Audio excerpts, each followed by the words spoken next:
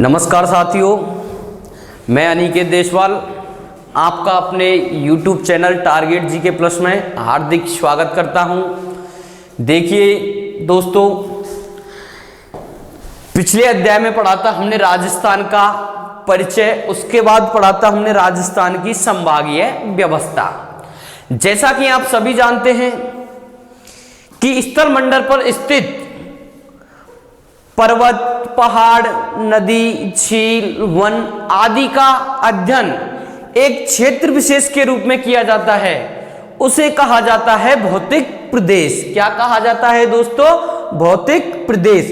स्थल मंडल पर स्थित पहाड़, पहाड़ियां, नदियां, झील, वन आदि का एक क्षेत्र विशेष के रूप में अध्ययन किया जाता है, उसे कहा जाता है भौतिक प्रदेश। तो दोस्तों, आज हम पढ़ते हैं राजस्थान के भौतिक प्रदेश। वैसे ज्योग्राफी लेक्चर सीरीज का सबसे हार्ड टॉपिक है राजस्थान का भौतिक प्रदेश।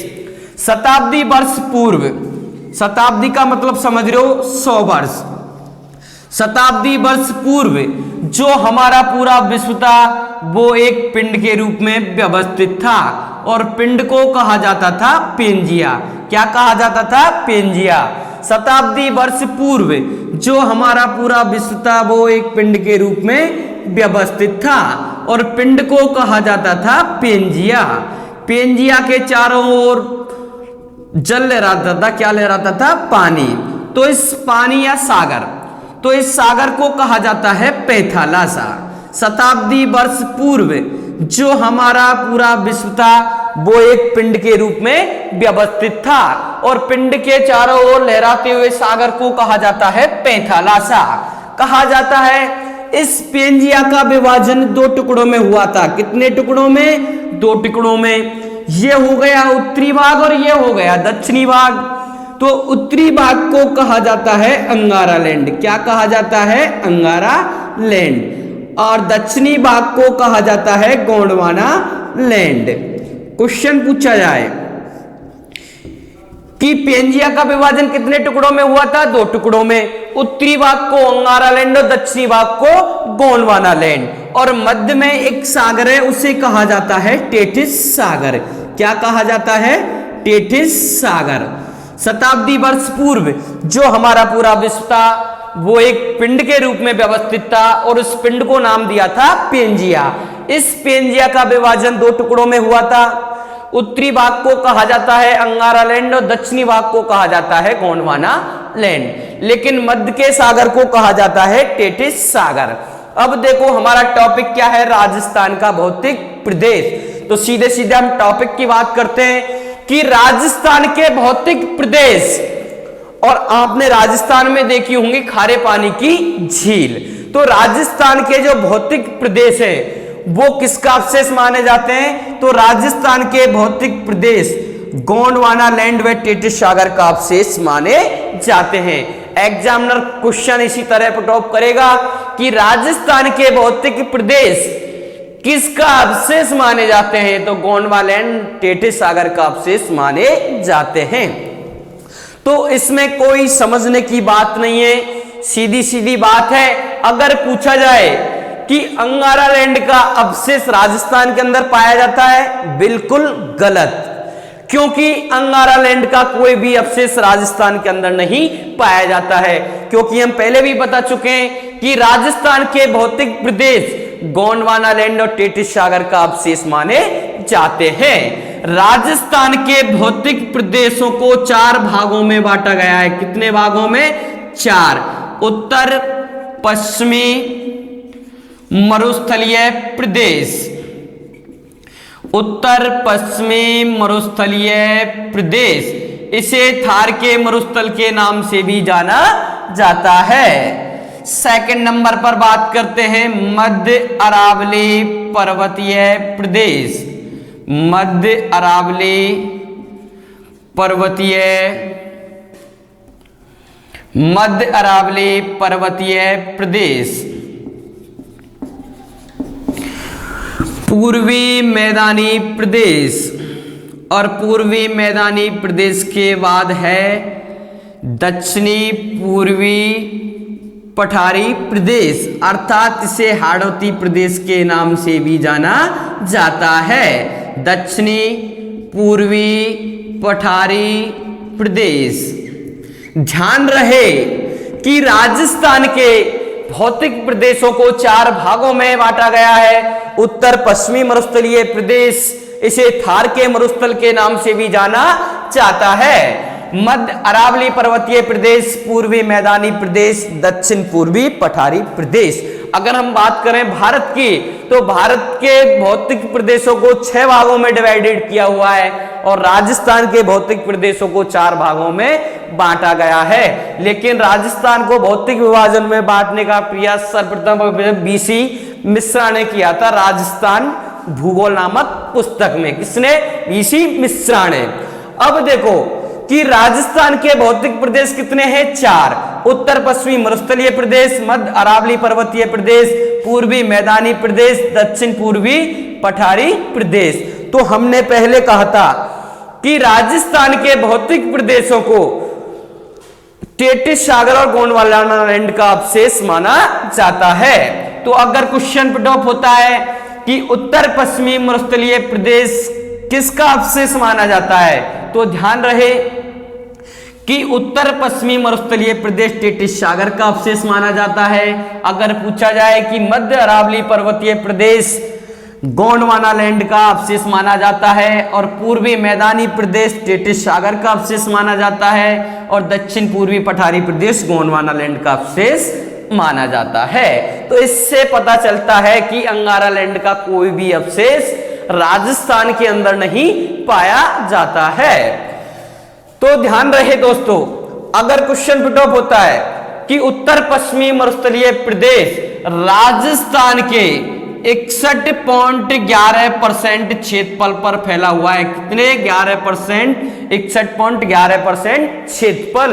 यहां पर 40% जनसंख्या निवास करती है। कितनी दोस्तों?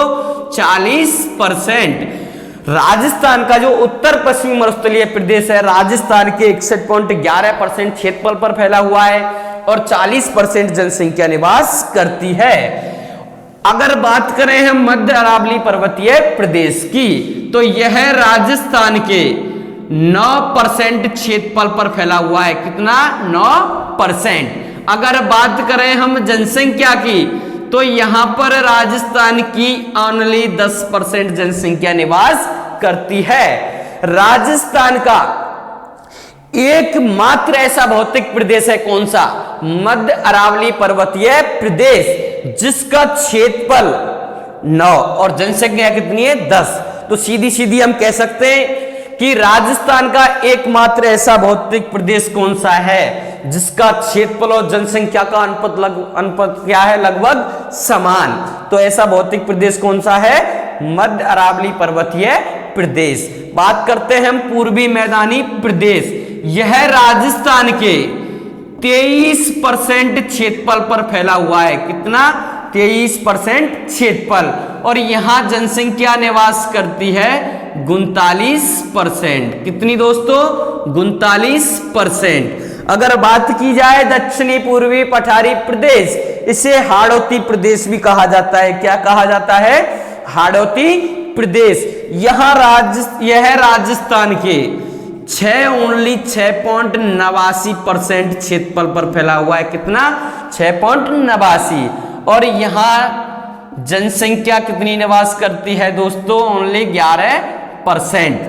तो मेरा जहां तक प्रयास है दोस्तों कि क्वेश्चन ज्यादातर जो छोटी लेवल की एग्जाम होती हैं वो ज्यादातर यहीं से पूछी जाती हैं कि उत्तर पश्चिमी मरुस्थलीय प्रदेश राजस्थान के कितने % क्षेत्रफल पर फैला हुआ है, कितनी जनसंख्या निवास करती है। राजस्थान का ऐसा कौन सा भौतिक प्रदेश है जिसमें जनसंख्या क्षेत्रफल का अनुपात लगभग क्या है? समान। या फिर अरावली पर्वत प्रदेश कितने % क्षेत्रफल पर फैला हुआ है, कितनी जनसंख्या निवास करती है। या फिर पूर्वी मैदानी प्रदेश कितने % क्षेत्रफल पर फैला हुआ है, कितनी जनसंख्या निवास करती है। दक्षिणी पूर्वी पठारी प्रदेश कितनी % जनसंख्या निवास कर रही है, कितना % क्षेत्रफल। जैसे भी आपको रटना नहीं है, बिल्कुल समझना है, एक एक कॉन्सेप्ट क्लियर करना है कि उत्तर पश्चिमी मरुस्थलीय प्रदेश को हमने बताया था कि थार के मरुस्थल के नाम से भी जाना जाता है। और हमने बताया था कि राजस्थान के जो भौतिक प्रदेश हैं उनको कितने भागों में डिवाइडेड किया हुआ है, 4। उत्तर पश्चिमी मरुस्थलीय प्रदेश, मध्य अरावली पर्वतीय प्रदेश, पूर्वी मैदानी प्रदेश और दक्षिणी पूर्वी पठारी प्रदेश। अब एक एक की डिटेल पढ़नी है, तो देखिए दोस्तों डिटेल में कुछ नहीं है, बस थोड़ा सा ध्यान लगाने की बात है, ज्यादा तो नहीं। मैं इतना विश्वास दिलाता हूं कि अगर वीडियो को देखने के बाद कोई भी गाइड या कोई भी किताब पढ़ने की जरूरत नहीं पड़ेगी। तो दोस्तों उत्तर पश्चिमी मरुस्थलीय प्रदेश, सबसे पहले हमें कौन सा पढ़ना है, उत्तर पश्चिमी मरुस्थलीय प्रदेश। तो उत्तर पश्चिमी मरुस्थलीय प्रदेश को किसके नाम से जाना जाता है, थार के मरुस्थल के नाम से। किसके नाम से, थार के मरुस्थल के नाम से। तो यहां हो गया थार का मरुस्थल, और बीचों बीच ये पर्वतमाला कौन सी है, अरावली पर्वत माला। अरावली पर्वत माला। यहां हो गया आपका पूर्वी मैदानी प्रदेश, पूर्वी मैदानी प्रदेश। और यहां हो गया हाड़ौती प्रदेश या दक्षिणी पूर्वी हाड़ौती का प्रदेश। तो उत्तर पर हमने बताया था कि उत्तर पश्चिमी मरुस्थलीय प्रदेश राजस्थान के 61.11% क्षेत्रफल पर फैला हुआ है, और यहां 40% जनसंख्या निवास करती है। क्या निवास करती है, 40% जनसंख्या निवास। अब देखो कि ये हो गए पूरब, और ये कौन सी दिशा हो गई दोस्तों, पश्चिम। तो आपको पता होगा कि थार का मरुस्थल विश्व के 2 देशों में फैला हुआ है। कितने देशों में, 2, भारत और पाकिस्तान। भारत और पाकिस्तान। सीधा सीधा पूछा जाएगा थार का मरुस्थल कितने देशों में फैला हुआ है, तो ध्यान रहे दोस्तों थार का मरुस्थल 2 देशों में फैला हुआ है। भारत में तो इसे थार के मरुस्थल के नाम से जाना जाता है, लेकिन यहां राजस्थान से एक देश सीमा लगाता है, वो कौन सा है, पाकिस्तान। तो पाकिस्तान में इसे चोलिस्तान के नाम से जाना जाता है। किस नाम से, चोलिस्तान से। भारत में राजस्थान में तो इसे रेगिस्तान कहा जाता है। ध्यान रहे दोस्तों थार के मरुस्थल को राजस्थान में तो इसे रेगिस्तान कहा जाता है, लेकिन पूछा जाए कि पाकिस्तान में क्या कहा जाता है, तो पाकिस्तान में कहा जाता है चोलिस्तान।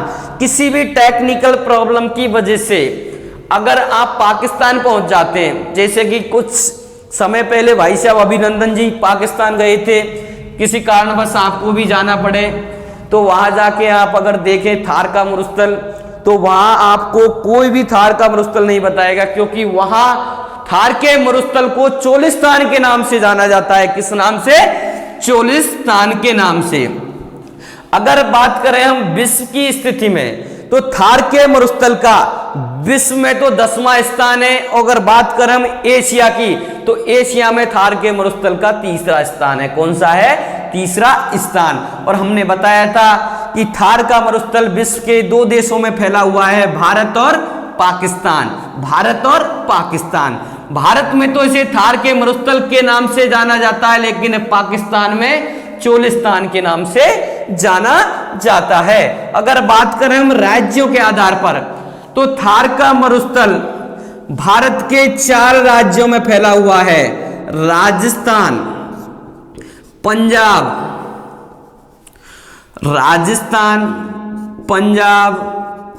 हरियाणा और गुजरात।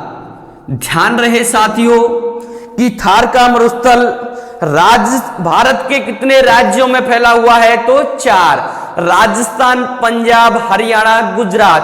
गुजरात, हरियाणा, पंजाब, राजस्थान, जैसे भी आपको लिखना है, याद करना है, वो आपकी मर्जी है। बाकी ध्यान रहे कि थार का मरुस्थल राजस्थान, पंजाब, हरियाणा, गुजरात 4 राज्यों में फैला हुआ है। अगर बात करें हम राजस्थान के जिलों के बारे में, तो थार का मरुस्थल राजस्थान के 12 जिलों की सीमाओं को स्पर्श करता है। कितने जिलों की दोस्तों, 12। जिला कितने हैं दोस्तों, 12। जिला कितने हैं दोस्तों, 12। राज्य कितने हैं दोस्तों, 4। और देश कितने हैं, 2। देश कितने? 2, भारत और पाकिस्तान। राज्य कितने हैं? 4, राजस्थान, पंजाब, हरियाणा और गुजरात। जिला कितने हैं दोस्तों? 12। देखो लिखने की जरूरत नहीं है, सुन लो। श्री गंगानगर, हनुमानगढ़, चूरू, झुंझुनू, और इधर आ जाओ जालौर, बाड़मेर, जैसलमेर, बीकानेर, जोधपुर, पाली और नागौर। राजस्थान के 12 जिले ऐसे जो थार के मरुस्थल की सीमा को क्या करते हैं? स्पर्श। और राज्य कितने दोस्तों? 4, राजस्थान, पंजाब, हरियाणा और गुजरात। अगर बात करें हम थार के मरुस्थल की स्थिति की, ये हो गई दिशा हमारी उत्तर, ये दक्षिण, ये पूरब और ये पश्चिम। देखो आपको उठा हुआ प्रतीत हो रहा है, तो थार उठा हुआ किधर से दिखाई दे रहा है? पूरब दिशा से और उत्तर दिशा से, और दबा हुआ किधर है? पश्चिम से दक्षिण। तो थार के मरुस्थल के उठे हुए भाग को, किस भाग को? उठे हुए भाग को दिखाई दे रहा है आपका, किधर से उठा हुआ भाग है? इधर से। तो थार के मरुस्थल के उठे हुए भाग को कहा जाता है थली। क्या कहा जाता है? थली। अगर देखो उठे हुए बारे के पूछ रहा है तो दबे हुए के बारे में भी पूछ सकता है। तो थार के मरुस्थल के उठे हुए भाग को कहा जाता है थली, और दबे हुए भाग को कहा जाता है तली। क्या कहा जाता है? तली। अगर बात करें हम थार के मरुस्थल की ढाल, तो ढाल देखिए दोस्तों किधर से उठा हुआ प्रतीत है? उत्तर पूरब। तो थार के मरुस्थल की ढाल उत्तर पूरब से लेके किधर है? दक्षिण पश्चिम या पश्चिम दक्षिण। थार के मरुस्थल की ढाल उत्तर पूरब से दक्षिण पश्चिम दिशा की ओर है।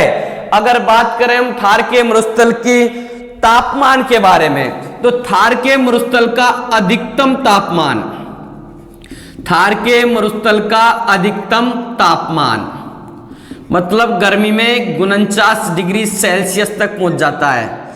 देखिए गर्मी के टाइम में हमारे यहाँ बहुत ही कम तापमान होता है, लेकिन 49 डिग्री सेल्सियस का मतलब समझ रहे हो, बहुत ही अत्यधिक गर्मी महसूस करेंगे। यहाँ एसी भी फेल हो जाएगी, क्योंकि 49 डिग्री सेल्सियस तापमान बहुत गर्मी देता है। तो मतलब 49 डिग्री सेल्सियस अधिकतम तापमान है यहाँ का, 49 डिग्री सेल्सियस। अगर बात करें हम न्यूनतम तापमान की, तो थार के मरुस्थल का न्यूनतम तापमान है -3 डिग्री सेल्सियस। मतलब गर्मियों में तो यहाँ एसी भी फेल है और सर्दियों में यहाँ रजाई भी फेल है। तो ध्यान रहे, ये तो बस समझाने के लिए है कि थार के मरुस्थल का अधिकतम तापमान कितना है? 49 डिग्री सेल्सियस, और न्यूनतम तापमान कितना है? 3 डिग्री सेल्सियस। यह सर्वाधिक जैव विविधता वाला मरुस्थल है। क्वेश्चन पूछा जाएगा कि सर्वाधिक जैव विविधता वाला मरुस्थल कौन सा है? तो थार का मरुस्थल, जो भी 103 वर्ग किलोमीटर। सर्वाधिक जैव विविधता वाला मरुस्थल कौन सा है? सर्वाधिक जैव विविधता वाला मरुस्थल कौन सा है? थार का मरुस्थल। यहां मरुद्भिद कांटेदार वनस्पति पाई जाती है। कौन सी? मरुद्भिद कांटेदार, मतलब कटीली झाड़ियां देखी होंगी आप सभी ने। तो मरुद्भिद कांटेदार झाड़ी कहां पाई जाती है? यहाँ वनस्पति पाई जाती है थार के मरुस्थल में। इसे वैज्ञानिक भाषा में कहा जाता है जीरोफाइटस। थार के मरुस्थल में मरुद्भिद कांटेदार वनस्पति पाई जाती है, इसे कहा जाता है वैज्ञानिक भाषा में जीरोफाइटस। अगर देखो यहाँ क्षेत्रफल की बात कर रहे हैं हम, जनसंख्या की बात कर रहे हैं, तापमान की बात कर रहे हैं और वनस्पति की बात कर रहे हैं, तो यहाँ हमको वर्षा भी देखनी है। तो थार के मरुस्थल में वर्षा का लगभग औसत, वैसे कई गाड़े बताती है 20 से 50 और कुछ भी, लेकिन थार के मरुस्थल में वर्षा का तापमान है 25 से 50 सेमी। कितनी? 25 से 50। यहां सबसे ज्यादा आप सभी को पता होगा कि भारत में तो इसे थार का मरुस्थल और पाकिस्तान में चोलिस्तान, लेकिन राजस्थान में से कहा जाता है रेगिस्तान। क्या कहा जाता है? रेगिस्तान। तो यहां कौन सी मिट्टी पाई जाएगी? रेतीली बलुई मिट्टी पाई जाएगी। कौन सी? रेतीली बलुई मिट्टी। अगर बात करें हम फसल की, तो यहां सबसे ज्यादा बाजरा, मोट आदि फसल पाई जाती है। एक चीनी यात्री था हेनसांग, चीनी यात्री हेनसांग था जो हर्षवर्धन के समय आया था, जिसने थार के मरुस्थल को क्या कहा था? गुजरातरा प्रदेश। क्या कहा था? गुजरातरा प्रदेश। चीनी यात्री हेनसांग ने थार के मरुस्थल को कहा था गुजरात प्रदेश। ईश्वरी प्रसाद ने कहा था इसे रुक्ष प्रदेश। क्या कहा था? रुक्ष प्रदेश। ईश्वरी प्रसाद ने कहा था थार के मरुस्थल को रुक्ष प्रदेश। थार के मरुस्थल की आगे बढ़ने की प्रक्रिया क्या है दोस्तों? थार के मरुस्थल की आगे बढ़ने की प्रक्रिया क्या कहलाती है? रेगिस्तान मार्च। अगर क्वेश्चन पूछा जाए कि रेगिस्तान मार्च क्या होता है, तो थार के मरुस्थल की आगे बढ़ने की प्रक्रिया, आगे बढ़ने की प्रक्रिया, थार के मरुस्थल की आगे बढ़ने की प्रक्रिया क्या कहलाती है? रेगिस्तान मार्च। और ईश्वरी प्रसाद ने क्या कहा था? रुक्ष प्रदेश। चीनी यात्री हेनसांग ने कहा था गुजरात प्रदेश। अगर क्वेश्चन पुट अप होता है कि थार के मरुस्थल की फैलने की सबसे ज्यादा संभावनाएं राजस्थान के किस जिले में है, तो ध्यान रहे दोस्तों, थार के मरुस्थल की आगे बढ़ने की प्रक्रिया सबसे ज्यादा फैलने की संभावना अजमेर जिले में है। कौन से जिले में? अजमेर जिले में। अब देखो थोड़े से जो कॉन्सेप्ट क्लियर करने, देखो बीड़ किसे कहा जाता है? बीड़ थार के मरुस्थल में पाए जाने वाले, थार के मरुस्थल में पाए जाने वाले पशुओं के चरागाह, पशुओं के चरागाह।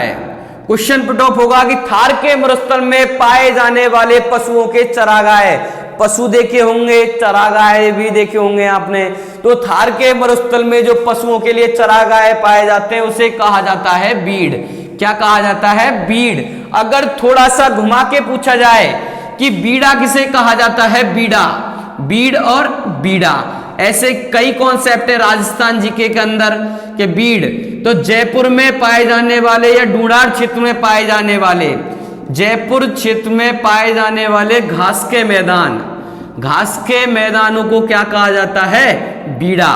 थार के मरुस्थल में जो पशुओं के चरागाह पाए जाते हैं जिसे कहा जाता है बीड़, और जयपुर में पाए जाने वाले घास के मैदानों को क्या कहा जाता है? बीड़ा। इसी प्रकार अगर पूछा जाए कि ब्लू पॉटरी, नीले पात्रों का घड़ा, जेल प्रेरी, पिछली जेल प्रेरी एग्जाम में पूछा था, थोड़े इंग्लिश का हिंदी ट्रांसलेशन कर दिया गया था कि नीले पात्रों का घड़ा किसे कहा जाता है, या फिर ब्लू पॉटरी के लेखक कौन है? Black pottery, blue pottery. तो ब्लू पॉट, ध्यान रहे कि ब्लू पॉटरी के लेखक कौन है? कृपाल सिंह शेखावत। और जिला कौन सा है? जयपुर। ब्लू पॉटरी कहां की है? जयपुर। ब्लैक पॉटरी कहां की है? कोटा की। पूर्व का पेरिस क्या है? जयपुर। और पूर्व का वेनिस क्या है? उदयपुर। इसी तरह ध्यान रखना बीड़ कि थार के मरुस्थल में पाए जाने वाले पशुओं के चरागाहों को कहा जाता है बीड़, और जयपुर में पाए जाने वाले घास के मैदानों को कहा जाता है बीड़ा।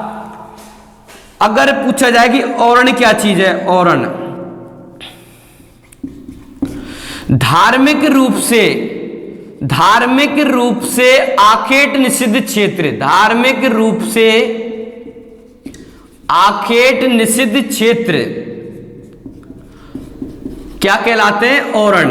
धार्मिक रूप से आखेट निषिद्ध क्षेत्र क्या कहलाते हैं? औरण। इसी तरह पीवना, आपने नाम सुना होगा पीवना। पीवना क्या है? सर्प। क्या है दोस्तों? सर्प। शेखावाटी क्षेत्र में सबसे जो विषैला सर्प होता है, कौन सा? विषैला सर्प। सबसे ज्यादा विषैला सर्प है पीवना। कौन सा है दोस्तों? पीला। मतलब जो ये सर्प है, इस सर्प के बारे में विशेषता बताई जाती है कि जो हमारे राजस्थान के समीप एक रेड क्लिफ सीमा पर जो बीएसएफ के जवान हैं, ये क्या है? ये ऐसा सर्प है, ये डसता नहीं, मतलब श्वास के माध्यम से, मतलब जब कोई भी मनुष्य श्वास लेता है और उसके माध्यम से वो अपने अंदर ले जाता है और उससे क्या है? समाप्त हो जाता है। तो इस कारण मतलब पीवना सर्प है जो क्या है? सबसे विषैला सर्प है पीवना। अगर पूछा जाए कि शेखावाटी क्षेत्र में पक्के कुओं को क्या कहा जाता है, तो प्रकाश स्तंभ। शेखावाटी क्षेत्र में पक्के कुओं को क्या कहा जाता है? प्रकाश स्तंभ। अगर पूछा जाए कि जोहड़ किसे कहते हैं? जोहड़। तो शेखावाटी क्षेत्र में जो कच्चे कुएं पाए जाते हैं, कच्चे कुआं, आप सभी देखो ग्रामीण क्षेत्र के रहने वाले हो तो शेखावाटी क्षेत्र में जो पक्के कुओं को कहा जाता है प्रकाश स्तंभ और कच्चे कुओं को कहा जाता है जोहड़। क्या कहा जाता है? जोहड़। अगर पूछा जाए कि बीहड़ क्या होता है, बीहड़, तो चंबल नदी द्वारा बनाए जाने वाले गहरे गहरे गड्ढों को कहा जाता है बीहड़। क्या कहा जाता है? बीहड़। चंबल नदी द्वारा बनाए जाने वाले गहरे गहरे गड्ढों को कहा जाता है बीहड़। और शेखावाटी क्षेत्र में पाए जाने वाले कच्चे कुओं को कहा जाता है जोहड़। और शेखावाटी क्षेत्र में पाए जाने वाले पक्के कुओं को कहा जाता है प्रकाश स्तंभ। और सबसे जो विशैला सर्प है वो है पीवना। धार्मिक रूप से आकेट निषिद्ध क्षेत्र कहलाता है। औरण। थार के मरुस्थल में पाए जाने वाले पशुओं के चरागाहों को कहा जाता है बीड़। और जयपुर में पाए जाने वाले घास के मैदानों को क्या कहा जाता है? बीड़ा। अगर पूछा जाए कि दुधारू पशुओं की पौष्टिक घास क्या कहलाती है? सेवन। क्या कहलाती है? सेवन। दुधारू पशुओं की, दूध देने वाले जो पशु होते हैं, दुधारू पशुओं की जो पौष्टिक घास होती है वो कौन सी होती है? सेवन। ध्यान रहे कि अगर इस सेवन घास को हम काट लेते तो कौन सी घास हो जाती है दोस्तों? लीलोन। अर्थात कह सकते हैं कटी हुई घास को क्या कहते हैं? लीलोन। क्या कहते हैं? लीलोन। दुधारू पशुओं की जो पौष्टिक घास होती है वो होती है सेवन, और इसे काट लेने पर कौन सी घास हो जाती है? लीलोन। अब देखो धोरे या धरियन क्या होता है? धोरे या धरियन। ऊंचे ऊंचे रेत के टीलों को क्या कहा जाता है? धोरे। क्या कहा जाता है? धोरे। आप सभी ने टीले देखे होंगे, मिट्टी भी देखी होंगी, देखी या नहीं देखी? बिल्कुल देखी है। तो ऊंचे ऊंचे रेत के टीले, ऊंचे ऊंचे देखो टीले आपको दिखाई दे रहे हैं, देखी या नहीं देखी? लेकिन यहां पे देख लो कि ये क्या है? टीले। किसके? मिट्टी के। कोई बर्फ के टीले तो है नहीं है। तो ऊंचे ऊंचे रेत के टीलों को कहा जाता है धोरे या धरियन। अगर क्वेश्चन पूछा जाए कि धोरे किसे कहते हैं, तो ऊंचे ऊंचे रेत के टीलों को क्या कहा जाता है? धोरे। और जब दो धोरे देखो, जब टीले बने होंगे, जैसे आप मिट्टी, जैसे गांवों में देखे होंगे छोटे छोटे टीले, अगर रेगिस्तान घूमने जाएं तो बहुत बड़े बड़े टीले दिखाई देंगे। तो ऊंचे ऊंचे रेत के टीलों को कहा जाता है धोरे। और दो धोरों के मध्य देखो दिखाई दे रहा है, एक धोरो तो इरिनव और एक टीलो इरिनव। तो दो धोरों के मध्य निचला जो स्थान होता है, क्या होता है? निचला स्थान, उसे कहा जाता है तल्ली। क्या कहते हैं? तल्ली। ऊंचे ऊंचे रेत के टीलों को तो कहा जाता है धोरे। और दो धोरों के मध्य जो निचला स्थान होता है, देखिए दोस्तों इसमें ज्यादा समझने की बात नहीं है। टीले सभी ने देखे हैं और तल्ली भी मुझे पता है जहां तक सभी ने देखी होंगी। तो दो धोरों के मध्य जो निचला स्थान होता है वो होता है तल्ली। अब देखो बरसात होगी, ऊपर से होगी या नीचे से होगी? सभी को पता है बरसात ऊपर से होती है, नीचे से तो आज तक हमने बरसात होती नहीं देखी। तो जब ऊपर से बरसात होती है तो बरसात में पानी यहाँ से गिरने लगता है, और पानी कहाँ जाके रुकता है? तल्ली में। तल्ली में रुकता है। जब अत्यधिक बरसात के समय तल्ली भर जाती है और ये किसका रूप ले लेती है? झील का। और ये झील ना जानी जाती है पिलाया झील के नाम से। किस नाम से? पिलाया झील के नाम से। पिछली राजस्थान पुलिस एग्जाम के अंदर लगातार 6 क्वेश्चन थे इसी लाइन से कि दो धोरों के मध्य निचला स्थान है तल्ली, और अत्यधिक बरसात के समय जब तल्ली भर जाती है तो वह झील का रूप ले लेती है, और झील को नाम जाना जाता है पिलाया झील। लेकिन एक कंडीशन ऐसी आती है कि बरसात आती है और उसके बाद चली जाती है, क्योंकि राजस्थान में मौसम ऐसा ही है, आता है और चला जाता है। एक तरह परदेशी मौसम है राजस्थान के अंदर। तो जब बरसात चली जाती है तो क्या है, एक कंडीशन ऐसी आएगी, ये झील सूखने लग जाएगी। आप सभी ने देखा होगा, गांव में चैका देखे होंगे, तालाब देखे होंगे, नाड़ी देखी होंगी, पोखर देखी होंगी कि पानी भरता है और सूख जाता है। तो पानी के सूखने के बाद मिट्टी तो काली पड़ ही जाती है, लेकिन मिट्टी के अंदर आपने देखा होगा कि कुछ दरारें पड़ जाती है मिट्टी के अंदर।